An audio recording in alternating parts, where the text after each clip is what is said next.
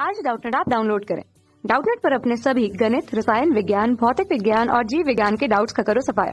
बस प्रश्न की फोटो खींचो, एक ही प्रश्न को क्रॉप करो और तुरंत वीडियो सोल्यूशन पाओ।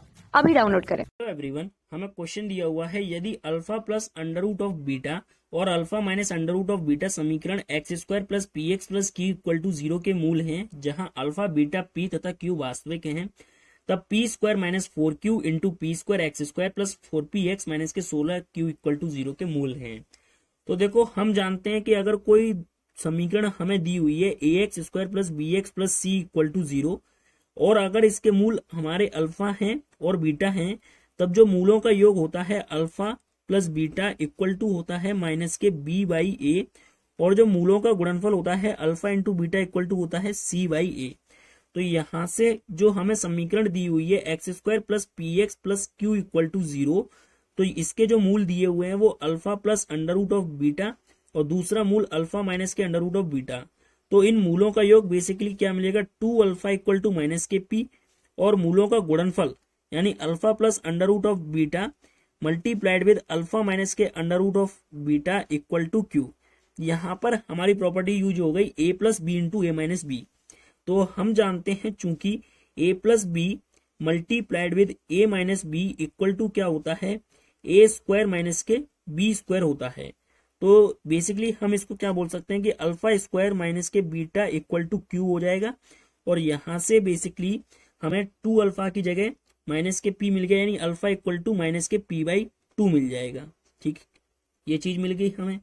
अब बेसिकली अगर हम अल्फा की जगह माइनस पी बाई 2 जो हमें दिया हुआ है अगर हम इस समीकरण में रखें, तो पी स्क्वायर बाई 4 माइनस के बीटा इक्वल टू क्यू। तो यहां से हमें बीटा का मान क्या मिल जाएगा, बीटा का मान पी स्क्वायर बाई 4 माइनस के क्यू, यानी यहां से हम बोल सकते हैं कि beta equal to p square minus के 4q डिवाइड बाई 4।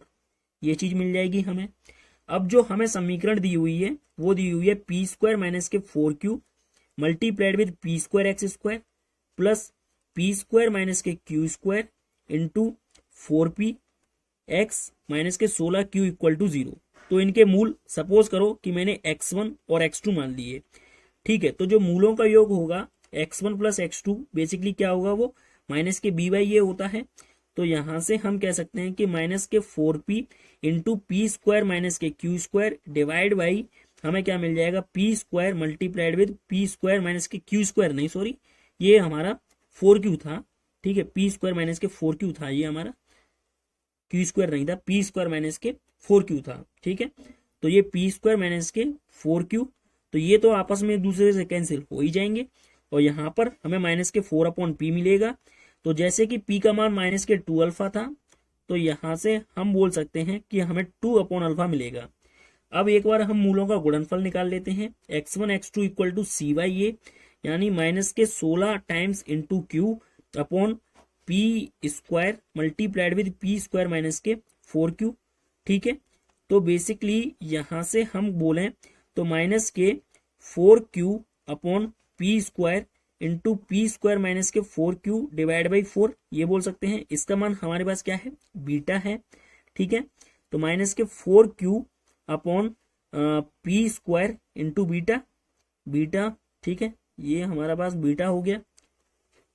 p की जगह मान रख देते हैं, तो x1 x2 ये हमें क्या मिल जाएगा, और q की जगह मान रख देते हैं अल्फा स्क्वायर माइनस के बीटा, तो माइनस के 4 times into alpha square minus के बीटा, और p की जगह क्या था मान, बेसिकली माइनस के 2 अल्फा था। ठीक है, तो स्क्वायर करेंगे तो 4 अल्फा स्क्वायर मिल जाएगा इंटू बीटा।